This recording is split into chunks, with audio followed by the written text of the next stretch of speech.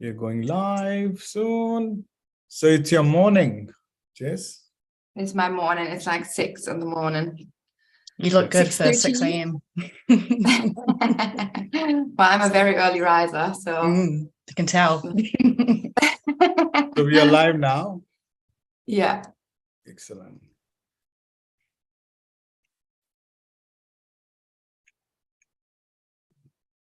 Got it. We are live. Welcome, everyone. This is once again your host, Shailesh. To all the listeners, we started this series, Emotional Wellbeing, and the topics that we cover, and we try to cover to the best of our knowledge and experience, but also we bring people who are all multi-talented. And today, in this We Are One, a series called We Are One, Freedom of Free Spirited, which is emotional well-being series, or called topics which are really free to talk about it. And the whole idea about freedom of free spirited is to talk about the topics that you really want and that matters to all humans. So today we have got a beautiful topic, and I don't know how to describe this, but I have got two beautiful speakers here and guests, and my co-host Jim. So I'm not going to talk much about it. I'm going to introduce you though about this topic called sexual polarity. Now, don't get misunderstand or jump to conclusions until you have finished this whole topic. Then you can discuss and we can talk about it, or you can ask questions. But sexual polarity is, what does it mean? What does it means to us as a male, as a female, or as a human, or as a gender? That just like we have gender equality, just like we have masculine, feminine, all sorts of things. So today we are going to have this topic, sexual polarity, which is absolutely a topic which is going to be very uncovering for me as well, and getting more information on this with an expert and a coach who is all the way, was living in New Zealand, but she's now in all the way across New Zealand to Berlin, right, Jess? So I'm going to go to my co-host Jim, who is going to help me and support me, and also he's going to probably ask lots of questions than me. So I go directly to Jim to introduce Jess as well, and to talk about this topic a little bit, what she wants to uncover from this session. So over to you, Jim. Oh, kia ora. Thank you, Shailesh, and welcome, Jess. I'm really excited to hear more from you about this topic, sexual polarity. It can be quite a taboo topic, I think, talking about sexuality. So I'm going to let you do all the talking. I'm just going to dig your brain, I think, and get more and more into it. So I'm excited. So don't want to hear from me. Let's jump into you, Jess. Tell us about how you got into this line of work and what sexual polarity actually is. And just start with a bit of the background. That would be great. Yeah, basically also, just jumping in here. Sorry, Jim. Yeah, no, you're good. So try to introduce yourself with what you do currently, and so we can understand, and the audiences can understand like where you're coming from as well. So just introduce yourself, and then just what James said, we are excited to learn and hear more from you today. So would you like me to introduce myself right now? Yes. All right. No, okay, Jess, fair enough. Yes. All right. So first of all, thank you for having me on the show, and thank you for the time and giving me the spot here to talk about a topic which is so dear to my heart, and it's like a passion project of mine. So hi, everyone out there. I'm Jess. I'm German, and I am currently in training to become a couples and sexual therapist at the Institute for Relationship Dynamics in Berlin. But I do not live in Berlin. I live in Cologne. So Cologne, or next to Cologne. Okay. So, but I used to live in Berlin as well. So that's okay. So I used to live there for 2 years, but not anymore. I'm a trauma survivor, and I'm a certified coach for change management, specializing particularly in female sexual liberation and female empowerment. So this is like a little bit of the background to me. And then to jump into the questions of Jem there. So what brought me on the path of coaching women in the topic of like sexuality, or female sexuality in particular, and then sexual polarity, is first of like my own story. So often it's like that coaches come with a background, not everyone, and it's not necessary to become like a coach or a psychologist or a therapist that you have a traumatic past, right? So, but for me, it was like the traumas I have endured in my, not childhood, but in my teens. So I come out of like a very, very violent and long relationship with a lot of abuse, sexual abuse, like violent abuse. And then from that point on, the toxic cycle just repeated itself constantly. So the end of that one relationship was actually the beginning of the whole other things what happened. So it started to spiraling down to a lot of drug abuse, alcohol abuse, and all that. So this eventually put me on a path of self-reflection, luckily.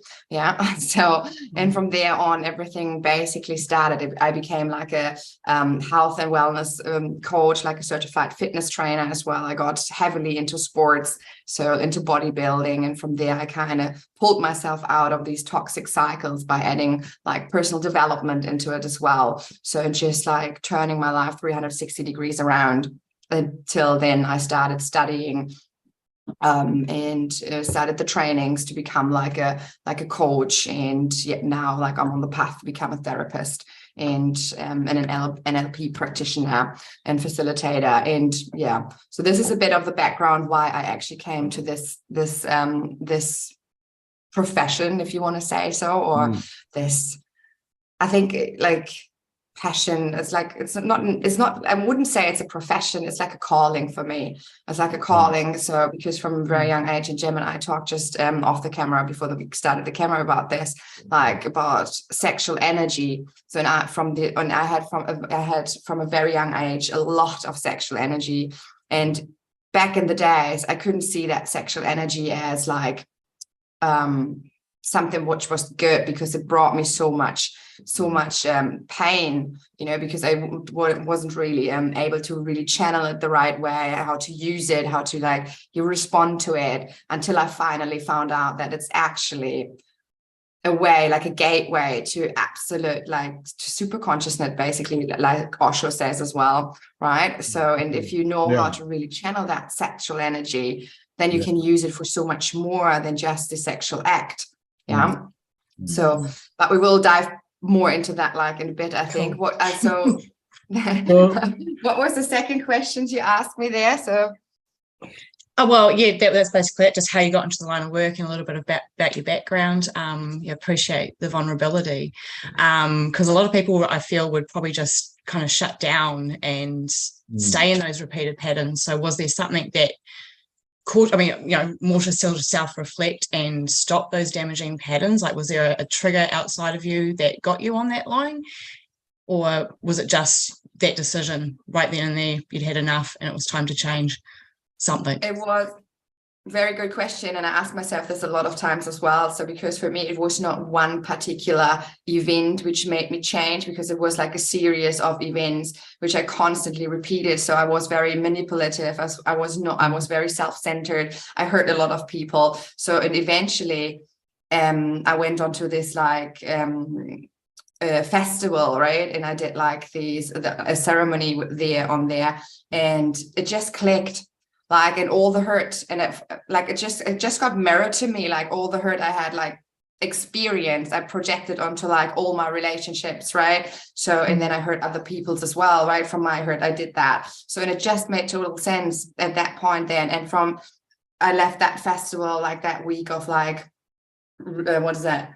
Real self-realization or something, if you want to say it like that, right? And from that point on, I completely so I already started in between, right? Always to kind of like change my life. But then I went back to these old patterns because the body remembers like these patterns, right? And so we need to just, sometimes it takes some time to get to this point, especially if you don't have anyone mentoring you, guiding you, coaching you, and you're doing it all by yourself. It makes it harder, or like, not harder, harder or longer to get to that point where I then eventually turned around and changed my life around. I had enough of hurting other people, and I wanted to use that pain I have experienced to actually propel people and help people, to overcome their traumatic events or, their pain ship or something like that. So I guess it was, not one particular win, but if I would think about it, it was that festival which actually then put everything together. And from then on,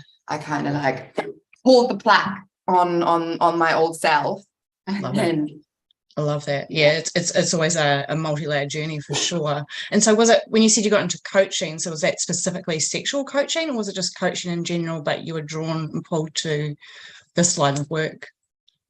It wasn't sexual coaching at the start, at the beginning, not at all. Like for the first 3 years, I did like fitness training, all like with health and well-being and personal development, more on that part, like, which I do still as well, like in terms of empowerment, right? It's just differently packaged right now, but the tools are similar or the same, right? So when it comes to like changing your belief system, your the way of thinking, and changing maybe some of the old patterns you have, or letting them go, so it comes to the same, right? But I the umbrella was a different under what I put it, like it was like fitness and wealth and not wealth, health and well-being, basically. So and then eventually it started shifting when I got asked to speak at Voices for Hope.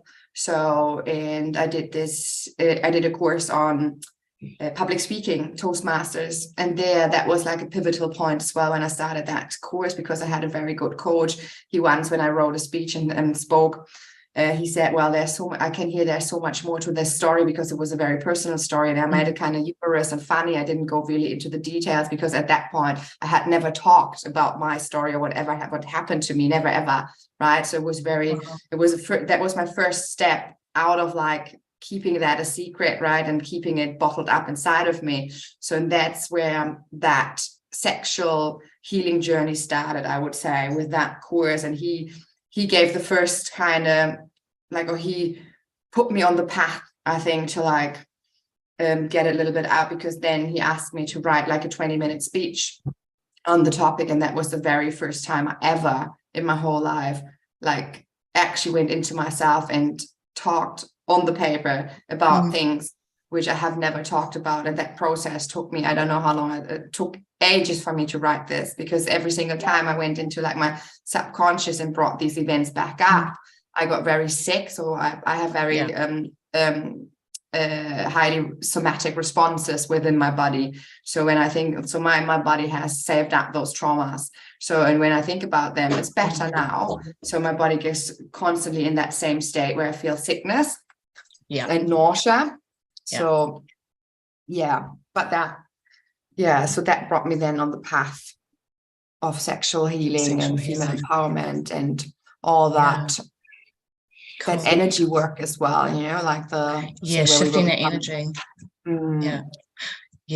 Can we dive more into that now? Like, I really want to get into this, because I know for me, always struggled with my own sexual power and how to manage that, because you get a lot of unwanted attention or just other things that can obviously that can go with that. So sexual polarity, sexual energy, what does that kind of mean for those people that might not know what even the words polarity and energy mean in this sort of environment these day and age, all these new age ideas? The new age ideas, we had yesterday a discussion about it, to just maybe take the word energy away, to make it a little bit more approachable, let's say, in the sense to like, or mainstream. We can take like principle, like when you talk about principle, like it makes it more approachable to people. So the sexual polarity principle in that sense is basically everything in this world. We have a law, like the law of polarity, right? So it says like that there's always like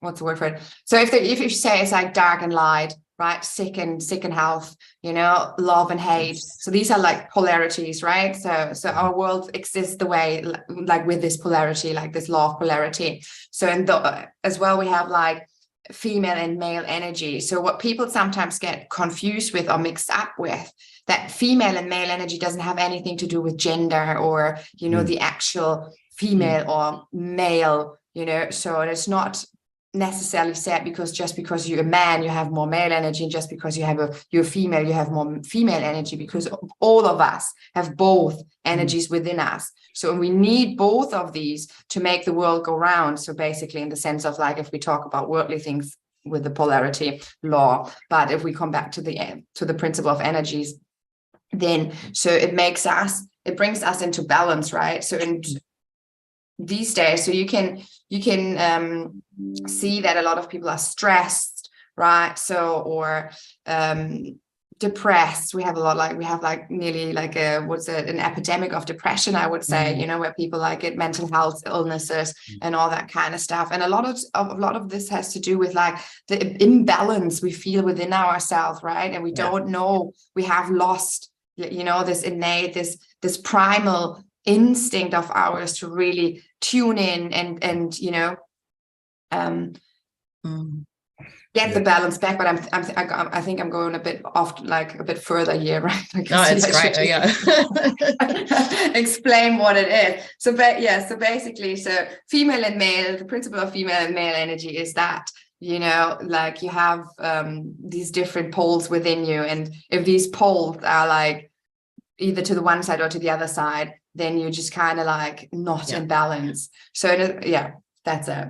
Yeah, I love it. We're hearing more about this masculine, feminine energies more and more. I'm finding everywhere I go, there's more awareness being created around it, and I think that's really powerful for people to become aware of. But talking back more about sexual energy, so you touched on it before, just about not it just meaning sex, right? Can you talk more on that? Yeah. So that's what I actually wanted to go into, and I got myself off the good. So when I was talking, I just like went on, and I was like, "Oh, you missed the yeah." No, that's good. That was important too. Thank you.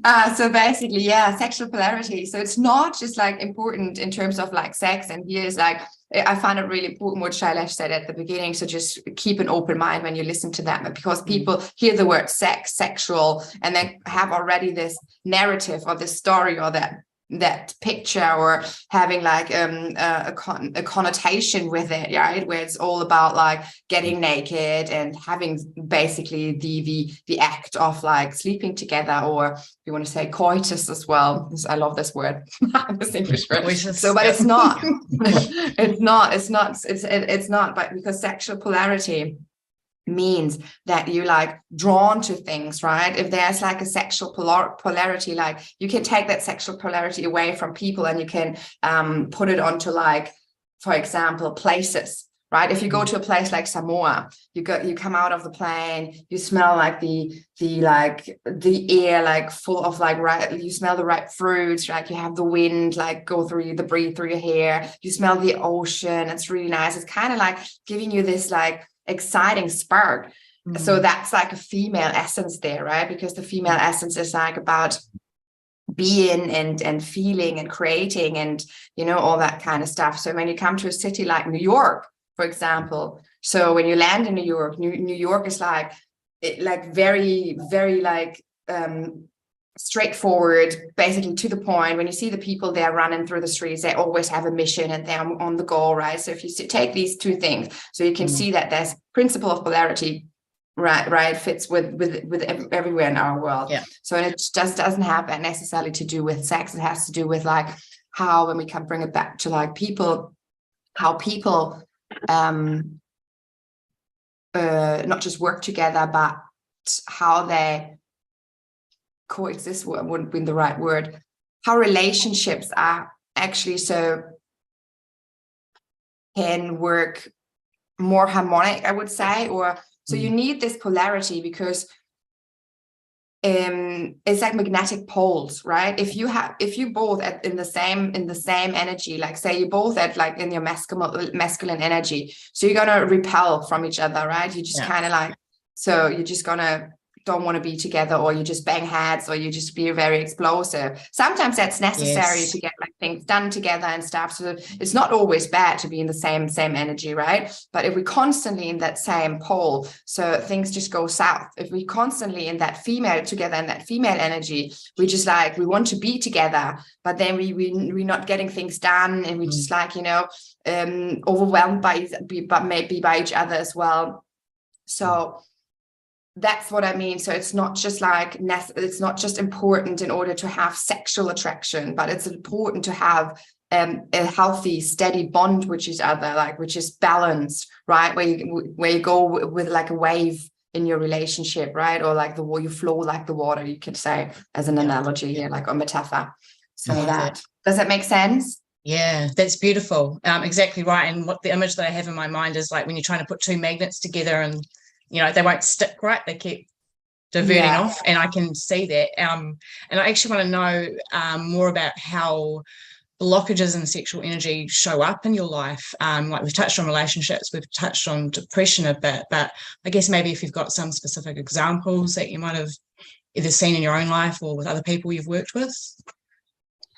Well, the first one is like you get very frustrated. Like when I work with women, so I see them. So basically you see women who are very accomplished, super successful, you know, and like they do everything. And at the front foot, like they look like they have everything, right? Basically, maybe they have like a beautiful family, the career, an exciting private life. But then when you start looking behind the curtains, you just see, right, how lonely they are, how like tired they are, like how like really kind of nearly close to a burnout they are, because they're not in touch with themselves, right? So they kind of like they have lost that connection so to their sexual power, and that can show up in terms of like that you're trying to like constantly manage everything in your life, and that you have a short circuit, right? So and you're just not able anymore to really enjoy the things you have as well, you know, and you constantly have that feeling of something is missing inside of you, but you can't put your finger what exactly is missing, right? There is something, but you have that longing, that urge, and you know that something isn't right, but that's that connection to your female essence, to your sexual power, basically, because your sexual power, like is like it's like the roots from a tree, right? So they ground you. So once you're connected to that, they ground you and they give you a hold, like they steady you, you know, and from there, when you learn to like kind of channel this energy, because that's the tricky part. Yeah, we can make that connection, we can get into it, but when we don't learn, like when our womb is like on fire, yeah, you know how like distracting that can become, and that can become a frustration as well, you know, when your head is constantly in your lab, right? So then you can't do anything as well. So that's another part of it, like where that frustration comes in, that like women ignite their sexual powers, and then they're just like, all right, okay, but I just want to jump on everything I see all the time, right? So basically, I had that problem a lot for many years. I couldn't really channel it into like areas of my life where I could use it creatively, right? And that's the beauty of like that sexual energy. It can be so much more than just like an outlet into like a, I don't want to like be rude or something like that, but like often it's like 5 minutes and then it's gone, right? So if you're like in an intercourse thing, so and then it's gone, and then you feel kind of empty, that emptiness, you know, sometimes after sex, what like women often feel as well, that's that like gone, like that energy gone. So that's the emptiness they carry further into like their daily lives, into their work lives, their private lives, and they constantly try to like fill this void then again, you know, and come around, because they cannot like really cultivate or hold that energy for them, you know. So yeah, powerful. I almost felt like you were talking directly at me for a moment there. Jess. It was like, that's so relatable. Like, and I know a lot of my friends, you know, could totally relate to, you know, me myself being a busy single mum, working hard and just getting my stuff done, and then recently just becoming more aware of being safe in that sexual energy, but having to find the groundedness because of all those frustrations. And I like what you said about stepping more into the creative side of it, because that was what helped me. But are there other things that we can do to kind of help us, I guess, balance that energy a bit more once we start kind of wanting to get into it, explore it a bit more? What are some safe ways of going about that? How to stay grounded through that process? A lot of it has to do like with, for my personal journey as well, has to do with breath work. So I'm not a breath work facilitator, but I have like self-taught myself breathwork techniques, right? So where I kind of like, where you can channel this whole energy through your whole body, right? And get it in a flow, and kind of then it's just like, it's learning by doing, like basically with everything, right? So you will be on fire. Like if you like aroused, or like you have that high sexual energy, then that's just normal, right? So then you need to make this connection to like, to get a little bit out of our head, so not to think so very much cognitive about it, just feel it, right? And then go away maybe from, it sounds so easy, I know, it's not.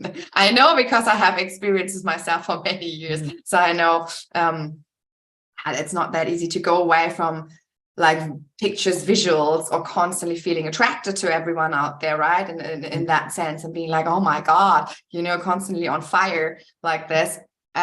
So breath work is one thing. So really getting like, so then you can circulate that energy into your body, and like get really used to it and feel it really, you know, and kind of sit, I want to say, yeah, sit with it, right? And, you know, try not to like kind of think too much about it, I would say, like, or just feel it and let it like wash, like not wash over you, that's not the right word for it, but like let it enter your like your bloodstream. Like I once heard this like really nice metaphor, like magma, like, you know, from lava, like a lava stream, because that's like how it feels sometimes, like fire like running through your veins, basically this. And then working creatively, like especially when you have that urge, you know, kind of diverting like from your normal thinking and thinking, oh my God, okay, I need to masturbate now. I need to like actually sleep with someone now, like to get this energy release. So rather than doing that, diverting that, and as you did, and you said like creatively, like maybe doing some writing, some music, some dancing, some working with your hands, you know, something non goal oriented, something which is like within the female essence, like the lines of the female essence, you know, where you just create things, you bring them, you birth things basically. So and then you channel that energy into those kind of things, and then it becomes easier and easier to actually channel this energy towards like things you do at work. So for me now, it works like very well in terms of like I can bring them together. So my masculine energy, where I have to like, you know, you have your list, your to-do list and stuff. You need to like check out these things and this and this.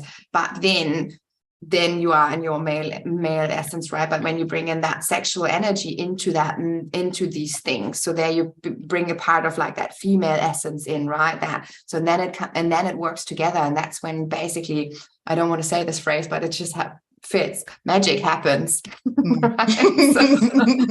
That's great. Yeah, no, magic happens. And that's actually like, yeah, that's it's the word, right? Epiphany, or epitome, or what's the word for it? Like the pine, like the cherry on the ice cake, or I don't know the right word. Like, I don't know right now either.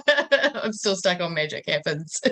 Yeah, but basically, so to round this up, it's like really getting aware of that energy, because often it's like we not like, women feel aroused and then they don't know about the energy. They just know like, okay, I need to do this and this and this to release that. But then, you know, it's getting aware of that energy, breathing right, and then kind of like diverting it, rather than like really acting on it in the way we used to it, you know, just like acting on it differently. So, and then you will like make these neurological patterns, like the neurological pathway, where it kind of like brings you then into, when it happens more and more often, brings you then to that, right? Rather than, okay, not saying that you're never going to have sex again, or never want to sex. I was going to be a little bit worried. That's not happening neither, but you will have a different pathway to go to. And then you empower yourself to make the decision for yourself, rather than being, because what happens often as well, we get so owned by our sexual desire, right? We don't own it. Like we get old by it, like it comes up, and then you're just like this animal, like really primal, instinctive. Like you just like, I need to mate right now. I need to find someone. like you some pretty dumb things when you're like that, eh? So, but I like that idea of just polarizing, because your masculine is taking that creative energy and applying it to something to go out and do. And it's almost kind of like when you're talking about it, it's like you're romancing yourself in a lot of ways too, like especially as a single woman. It's not just the the sex that you miss, but it's the whole romance and the lead up to it as well. Whereas I feel like it feels romantic, like thinking about ways that you can creatively express yourself. I'm surely more fulfilling than some things out there, right? It's still such a taboo topic. Like it's still quite funny to talk about, but it's it is empowering to actually be able to express yourself like that and take control of that energy, not just giving in to the who you can find on Tinder or whatever it is these days. And and I think a woman needs to take a lot of that, woman in particular and men too, because like you said, it does leave you feeling empty and kind of gross, from my own experience, and I know from a lot of other people I've talked to as well. So this is quite healthy. And I see that you run workshops, but obviously you're over there, but do you ever do online ones? Or they will be coming. So what we do now, we're starting a Wild Women Wisdom podcast as well. So where we will be talking more about these things. So, and then there will be workshops coming. There will be online workshops. So for it, at the time being, my content is at the moment, I have like a course as well, but it's in German. So I do a course and all that, but I'm shifting towards I'm shifting everything be in English again. So because I'm more like, it's funny, so I feel more at home in the English language, not in the I do with the English. It's so much more informal, right? So I can speak easily about words like pussy and like sacred slut and all that kind of stuff, like where you in German the words are just like, when you roll them over your tongue, you kind of like, this sounds wrong, lost the unpacks. So there will be workshops coming in the near future as well, like in the podcast Wild Woman. So I'm going to check those out, absolutely, for sure. Shailesh, did you have any questions in that mix of? After hearing to both of you, it was very interesting, fascinating to hear all these things. But one thing I wanted to just jump here and think, when you were talking about energies, so whether it is feminine and whether it is masculine, all those things you were talking about, and then outer, people go for outer. We are all unique humans. So when we think about sex or sexual activities or polarity, what the topic is today, how important it is to be aware, because everybody is different, everybody is unique in its own way. Some may have no sexual desire, some may have, some may not, whatever the case may be. But how important it is to be make aware of it when it comes to our emotional well-being, because as Jim was saying, it's like magic, comes anytime, it can come anytime, and when you feel, you don't know when it will come, whatever your desires are. So in that mix, like how important it is to be aware of these energies of yourself that you should be really tapping into in your inner rather than the outer, which we look for outer things. But initially, I think first is inner. So how important it is for our emotional well-being when it comes to our regular day-to-day moments that we don't know when these moments come to us. Unknowingly it will come up or pop up. It's a very good, I think it's a very good question, and you raised a very good point there as well, which we probably, did not express it so, or talked about just before. It's the thing that and I think you asked me as well, Jem, and I got off like into like a different thing about sexual polarity, not just being about sex. So I think this is very important. And this is what I think you're getting here, right? Because there's people out there who don't have that necessarily that sexual desire, but in order to be, so it's very important to be aware of these energies. And that's what I said when it comes to a relationship, and any kind of relationship. It's not just like the romantic relationships, it's like the work environment, it's like your friends circle, right? So this polarity, like once you become aware of that, you notice how like your relationships, it affects your relationships, right? When someone is very dominant and someone is very obedient or devout, like, or just like very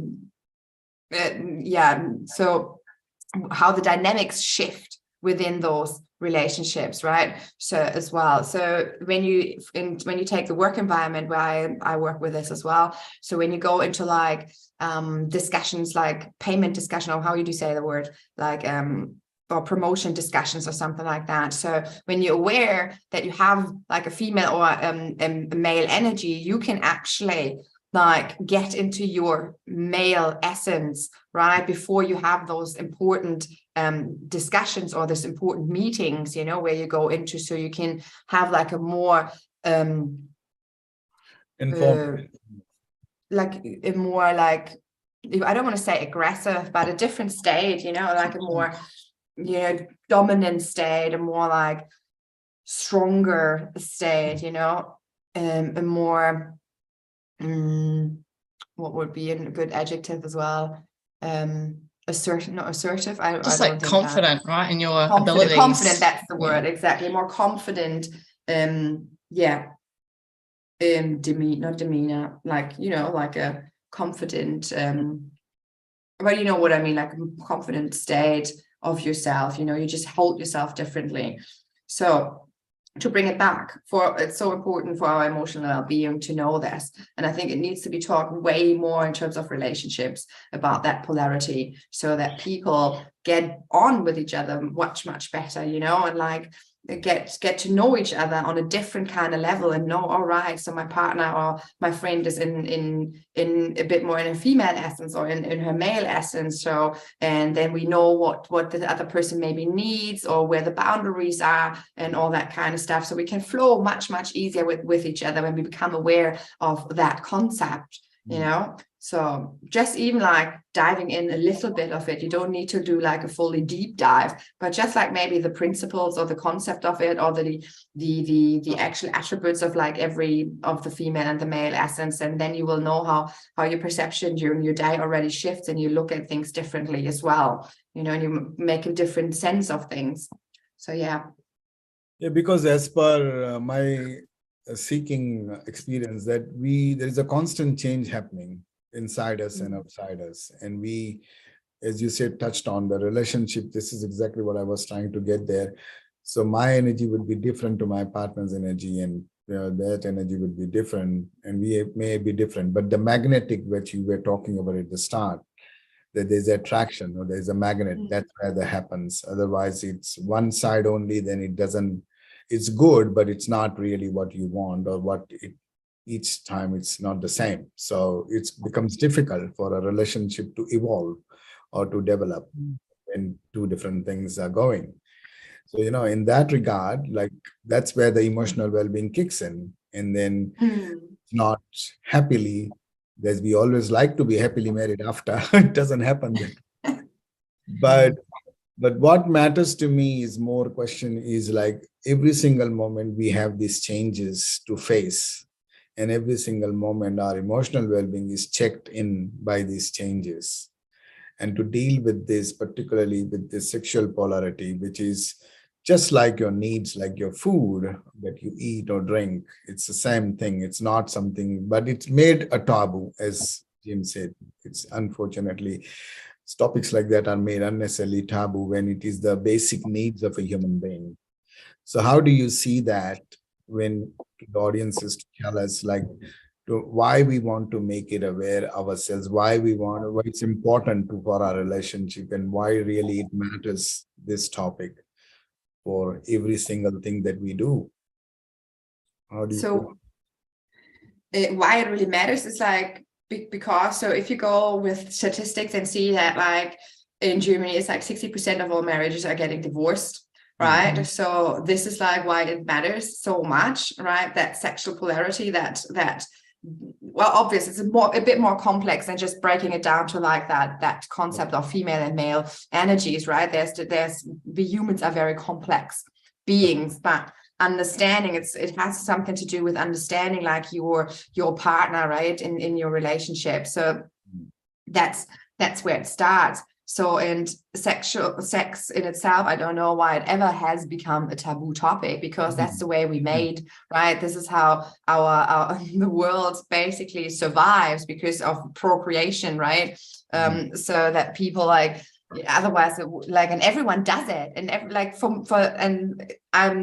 for many people out there, maybe not for everyone out there, but for many people out there, sex is fun, you know. So, and sex is like nothing to be ashamed of or feel guilty about, or it's nothing dirty, it's nothing like so. But we have, and this would be probably like, this goes, I just touch on it like for a little bit, because this is my personal own belief, and that might be different for everyone out there. But I do believe that a lot of like our taboo comes from like stigmatizing it back in the days when the church did that, like all the priests and stuff, they told us the condemnation of sex and sexual behavior. Yeah. And so what they did, actually, they made a forbidden fruit syndrome out of it, right? The more and more people got curious about it. So, but because it was not thought of like as you should be, you know how they said back in the days, you should not touch yourself down there, you should not talk about this. Like women got crippled, you know, their clitoris got crippled, they got like acid thrown over it and all that kind of stuff. Like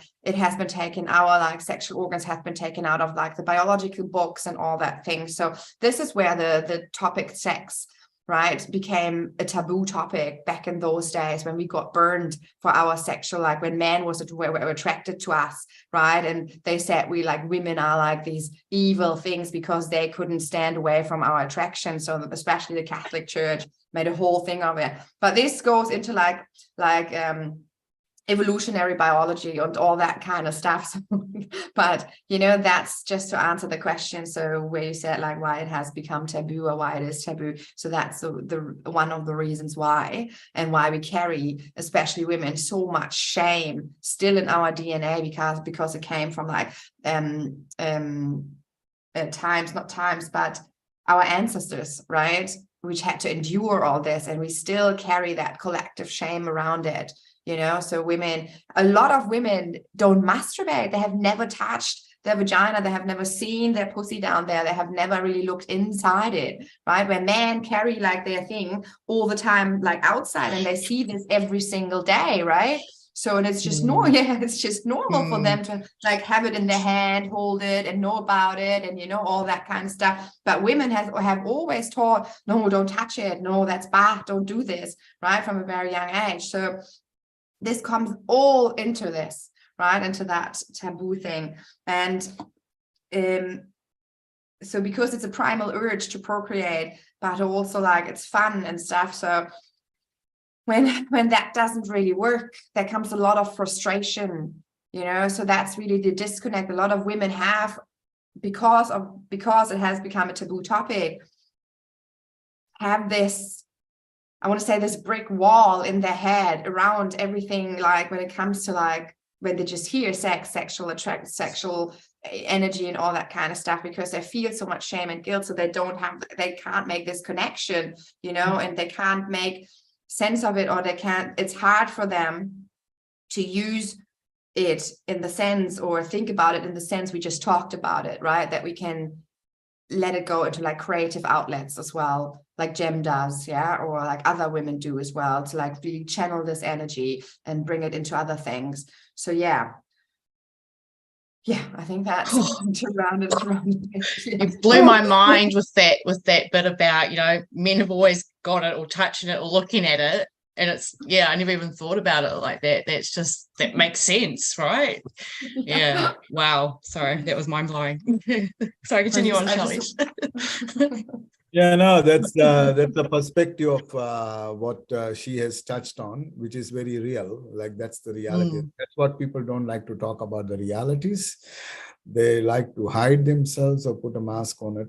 where I say, and that's where the emotional well-being, I feel that most of the emotional well-being is related to my non-communication or non-talking about it, or even non-looking at things from a reality point of view, but only from a different angle point of view, of others' angle point of view, rather than your own angle point of view. And that's where she was telling us before, that we got to look in the inner side of ourselves and not just outer side of it, which normally it's easy. People look at the outer side and people listen to others and then they take decisions, but it's your body, it's your thing. You got to understand more about it first, so you could actually explore that. But yeah, I mean, this is a fascinating topic for me as well. But most importantly, is a topic that we are talking about it rather than not talking about it. So I'm glad that at least we brought up this topic. But coming to the reality, so this is all for all the listeners, this is something you can explore yourself. You don't have to listen or to take decisions on someone else's, because it's your body, it's your thing that you want to understand more better than anyone else. But yeah, there are these taboo stigmas needs to be removed when you look at your own things. So for me, I want to just ask you another related to the emotional well-being side of it is like, as you said, like in relationships, it matters. I can see that because I may have a different opinion. My partner may have different opinion or different things to look at about this topic, and they can think differently. So I can see that awareness is important in a relationship of all these things. But when it comes to completely exploring and knowing about it, how do they know like this is really, really kind of matters or important for you, for everyone, whether male or female? Why it is, I mean, how do they know that it is so important, just like food and water that we drink? I give you a very, very easy example of why this is very important. Say, for example, you're like in a relationship, so you come home, right, and you're just like full of like energy, and you just like have this plan. You want to go to the cinema, to the movies right there. Then you have to pick the movie which you want to see, the time and everything. You go to your partner and you say, look, we're going now. That's just what we're doing, right? And but your partner has different plans and is also in their male energy, right? And says, no, I want to do this and this and this, right? I want to just be at home, I want to cook, I want to do my yoga, I want to do. So there you have like a situation where both of them have a plan on the hand, where both are in their male energy. So who's like giving in, right? If no one gives in, right? So the one is going to be frustrated, because the other person is not coming and just not I don't want to say obey, but not like, going with the plan created. And the other one is frustrated because that person becomes frustrated because she or her or he is not understanding that she or him wants to do something else, right? So that's basically where it's very important to understand that, okay, so you notice my partner's coming home full of beans. He's like in his male energy. He has this plan. He has this like thought. So, and one has to give in then, right? Either the one who has this plan says, okay, I let go of this and I go back into my female essence and I do what my partner wants to do, or the other one does that. If none of them does that, like they will have a fight. Right, so they will be they will be both frustrated because one or the other doesn't want to do that. What the other things or planned. That's an easy example, right? Where it's really important, and probably all, like for example, James, like you mom, right? Mom with your child and everything. So you constantly construct your days, right? You have to be in your male essence a lot, because you have to look for order, and you have to organize, and you have to look after a child and stuff like and everything. So, and for women in that, when the man comes in as well, so for women it's sometimes really tough to get into like the female essence, because all day they've been like doing and looking after and organizing and organizing maybe the house and their job and all that kind of stuff. So it's really hard to then connect with their female essence. So when the male comes home then, or the other partner in their male essence, for example, can be a woman as well, a woman. So then it clashes. Yeah. So it clashes, and one or the other has to decide, okay, who's giving up that male energy at this time? It doesn't have to be like it doesn't have to be for every time, right? It's a constant change. It's a constant flow with each other, right? So it always ebbs and flows, you know. One time, like maybe and you can actually, when you're aware of this, you can basically communicate it. As you said before, Shailesh, communication is at the forefront of forefront Yep, forefront. of everything. Like we do communicating about our everything and boundaries, like the state we are in. So if you do that, and if you learn to do that and to say, and you have a name for it, because this gives you this principle, or this principle gives you a name, you can actually name it and say, look, I feel very in my masculine energy right now. It might sound a bit alien right now, when you're not used to do, but you can then name it and say, who's giving up? And maybe while you're saying this already and giving this option, it becomes very playful, you know, and then maybe it makes you both smile. And then, you know, you already went into like your female playfulness and everything like that. So, you know, these are the situations. Beautiful. Yeah. That's so right what you said, because I work and I've got kids, so I'm always in my masculine energy, and I'm only just starting to learn at, you know, just before the age of 40, how to get more into that feminine energy of just receiving and going with it. But I love the playful approach. I wish I'd had that. I wish I'd had this knowledge a lot earlier. I did want to ask, and I don't mean to like just jump in, Shailesh, but we're talking about taboos before, around sexuality before, but you know, it's all good and well saying we need to shift them, but how? Like, what is the thought pattern that needs to change for us to start shifting? Like, if there was a statement or a mantra that we could repeat in our heads when we started becoming uncomfortable with it, or how do we shift that?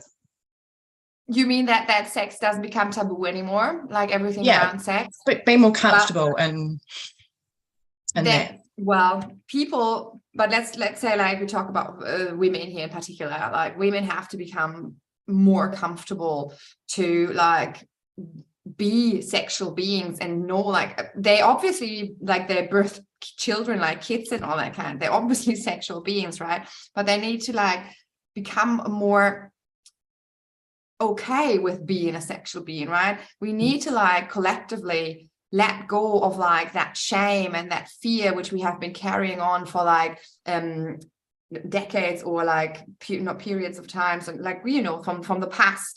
We need to let go of that, and then we need to stop, like, I think a lot what I see and is like slut shaming comes from women, right? So because women are so insecure in their self, like, or in their female power, in their sexuality, that they're so prone to judge other females, like actually assert, like putting their sexuality out there, right? So they get like, they feel threatened by it quite often, you know. So this is a cycle which needs to change, but that can just change on like when it's an individual level, everyone for itself, and needs to like get into, you know, understand where it's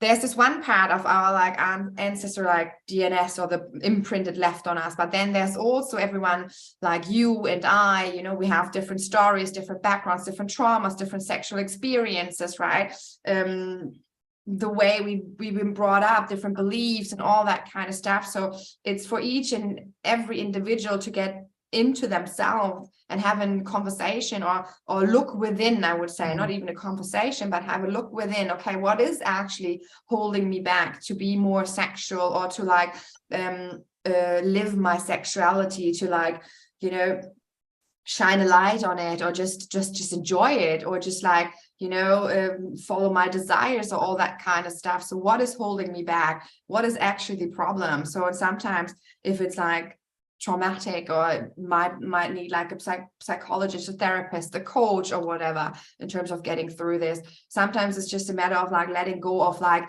imprinted beliefs, which are not longer or have never ever been maybe your beliefs at all, but you have like, because they're in our subconscious, like they build like the structure we build on, right, basically how we make sense of the world, like our belief system. But quite often these beliefs are actually not necessarily our beliefs. They imprinted from our family, friends, like our closest people we were with when we grew up, right, in the space of like from 0 to like 7 years old. So a lot happens there within our belief system. So it's a matter of like looking back to these belief system and starting to, especially under the umbrella of sex and sexuality, right, to look what are my beliefs, where they're coming from, why I am feeling that way when I talk about the topic, when I try to be more sexy, when I try to sleep with my partner, what's happening, you know. It's like, I don't think there's it's not a cookie fitter thing, or what it's called, like one fits all thing. It's like very, very individual, because it's like an awakening kind of journey, basically, you know. Yeah, beautiful. Yeah, thank you. Yeah, back to you, Shailesh. Thank you for that. That was cool. Yeah, no, I wanted to touch finally, like we are almost now coming to end. So before that, I wanted to touch this. We talked a lot about today in terms of going back what you were discussing as a coach, like which now you have become coach with your own experiences and wisdom that you want to share. And you mentioned quite a few times about looking back to the ancestors, the traditions, the norms, the all sorts of beliefs, system that we were brought in and we were born in. Going back, so how do you see in today's world, when it compares to the traditional world and the modern world, that we need, because now we have got more working women, now we've got home working men and women, so it becomes a little bit difficult about to talk even about sexual, because everybody's meeting the ends meet and they work hard, both of them. But in traditionally, probably that was not the situation, but it was a different belief system about that. So, you know, how you break these biases in the modern world? What's your view on that? How do you want to see, and how can we break these biases that carry us for so long? And the world that we live in today is a bit different to the world that we had lived. So the sexual topic itself has got different interpretation, different meanings, and different kind of convenience laid done. How do you say to the audiences that when you try to coach different people coming from different belief system and coming from different, traditions?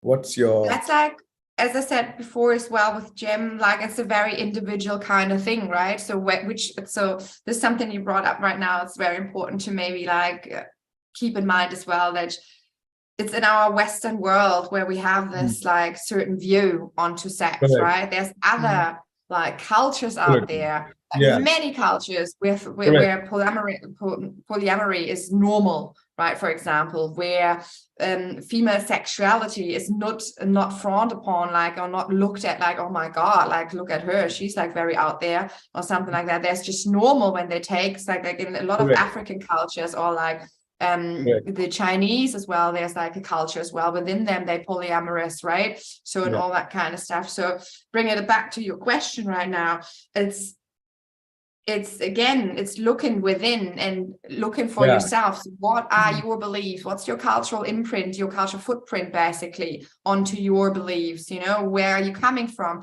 And then it's a question of these biases. It's not like always, it's not a matter of like good or bad, like, but what is good for you, right? Does it work in that sense? Where do you want to go? If so, you just come to like question yourself when you're frustrated, or when something is not working anymore for you, right? Or when you have that longing, or you feel something inside of you, something, there must be more, there must be something else, there's something out of line here, out of balance or something like that, right? Otherwise you wouldn't like ask yourself, right, all the questions, or come to wonder what else could there be. And then it's very individual, and then you need to for yourself to first determine, okay, what is it actually, what I really maybe want for the future, for my relationship, what I want it to look like, what I want to feel, how do I want to feel, you know, what do I want to feel in my sexual life, or all these kind of things, you know, to predetermine, and then you can work back from that. And this can change as well in the future, right? Like your initial goals, or I don't want to say goals, but your thoughts about this. But then you work back, and then you make yourself aware. Okay, so this works for me, this doesn't work for me, this works for me. And, you know, then you look inside yourself and change those beliefs and done. Magic. What was it? Magic happens. Magic happens, and then you're there for eternal bliss, orgasmic eternal bliss.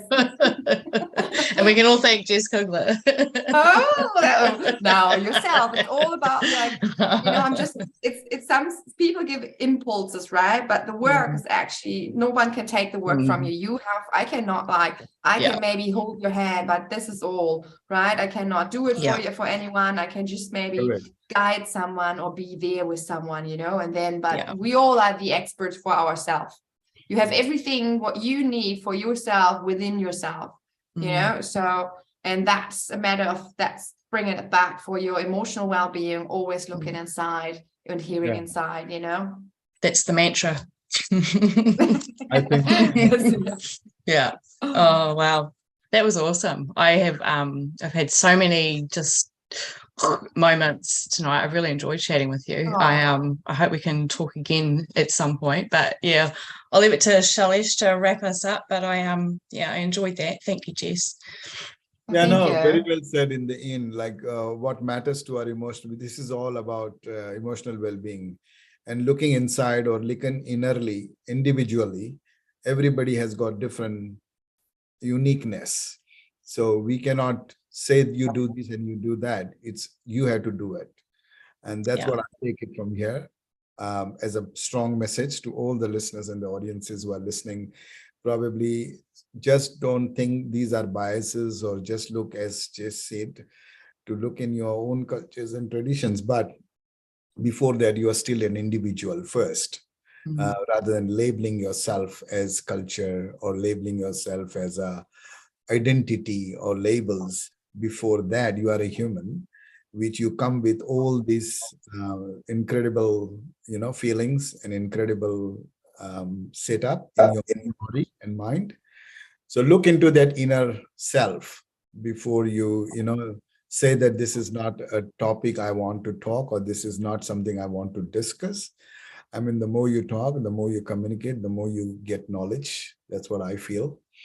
But again, we are trying to get our emotional well-being topics and breaking the biases by actually bringing this topic as well. So we have done one bit of it. The rest bit is all you listeners who you have to do for yourself. Because we can only just talk about it and make sure that, you know, you understand that this is very important part of your journey as a human. So we are all about human journey. And we're all about freedom of free spirited. You're all allowed to talk and allowed to express on your own individually level, rather than sticking to like a stigma or having a taboo, or like, you know, attaching yourself with any culture or beliefs. So try to break all of that and first listen to yourself. That's what I learned today. Jess, thank you so much for this beautiful topic. And yeah, it will be awesome to uncover more and more magic, as James says. We will with that. But over to you, Jess. To give us the final message, and then we'll wrap this up. What's the final message with this topic that is very, very not a normal topic for many people, and to change their mindset to make this normal? What would be your message? Final message to the audience who are listening. Putting me on the spot here with the final words. He does that. So my message out there is, like I said, we wrapped it up quite beautiful in all of us when we said, like, it's like this individual journey. I think it's shifting the focus away from what is like going on in the outside and bringing it into the inside. So, and really looking, okay, what are my desires, where I want to be, what I want to do, where do I want to go with this, right? What I want my relationship to look like. So, and then, you know, first of all, start with yourself, you know, and then start with everything in around you. So that, I think, would be my final words. Thank you so much. Yeah, to all the listeners, if you have more questions or any feedback you would like to, please do write to us, and we will get once again Jess to answer all your uncertain magical questions, I would say. Over to you, Jem. Jem, you can wrap this up. Okay, well, thank you. I'm going to go and check out your podcast. That was Wild Woman. Yeah, I've just really appreciated talking about this because moving out of my own taboos and doing all that work as well, and just hearing everything from your perspective. You're just such an insightful person.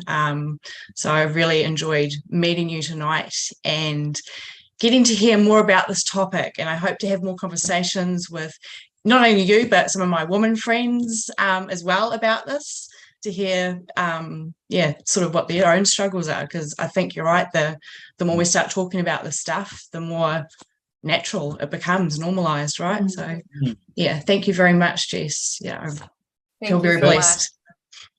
So all the listeners, that's it from us today. And we will try to bring once again, Jess, if you have got all the questions that you want to answer, please do write to us.